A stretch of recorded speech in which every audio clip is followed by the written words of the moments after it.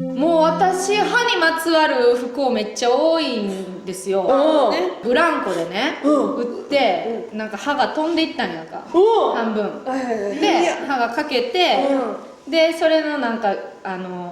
差し歯、保険治療の安い差し歯をやって、でなんか神経も抜くねん。子供の時に神経抜くってすごい忍耐力いるんで、そうだよね。神経って麻酔しててもめっちゃ痛いし、痛いんだ。そう神経抜くゴリゴリゴリってされるのか、地獄。そうでそれのなんか痛み止めみたいな歯茎のを飲んだら、なんか次その副作用で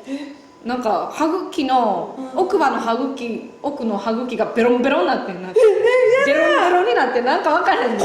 謎の副作用、謎の現象、ベロンベロンになんかめくれるようになったりとかしてベロンベロンなのね。そうそうで、なんかその保険治療の歯ね、いつまでもなんか黄色いのが嫌やから、大学生くらいの時に抜いてセラミックにする時に、中の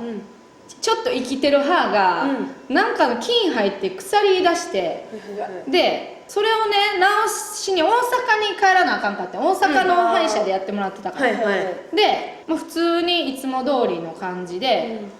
飛行機乗ったら、ちょうどもうほんまもう真上、一番高度が高いところなんかなに来た瞬間に、もうめっちゃ痛み出してズキンズキン、もうずっとボンボンって殴られるみたいな感じ、ボンボンボンみたいな、ズキンズキン、だからそういう気圧の差で痛むんだ。気圧の差でなんか痛みが増すねんって。いや私ほんまにそのもう歯だけじゃね、あれはもうここくらい、ここ全部が普通に殴られてるぐらいの、そうそう衝撃殴られてるみたいな、神経がもういっちゃってるからか、もう脳みそまでいってるもんな、だって。いや分からんけど、その脳みそまでいってるか分からんけどみたいな。スチュワーデスさんに氷ください泣きそうになりながら言って、で氷舐めて、で大阪関空着いて、ですぐ薬関空の薬局に行って薬痛み止め買って、でその前のソファーでもう薬全部マジで禁断症状、ドラッグ切れたり、どうでもいいんだよ。泣きながら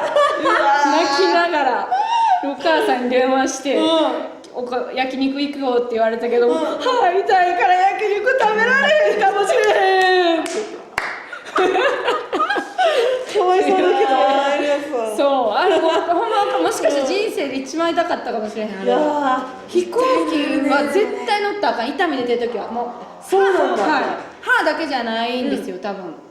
別にどこでも痛み出てる時は気圧のなんか差でそういうことが起こるから、飛行機は絶対にもう二度と乗りたくない歯が痛んでる時に二度と乗りたくない、ほんまに。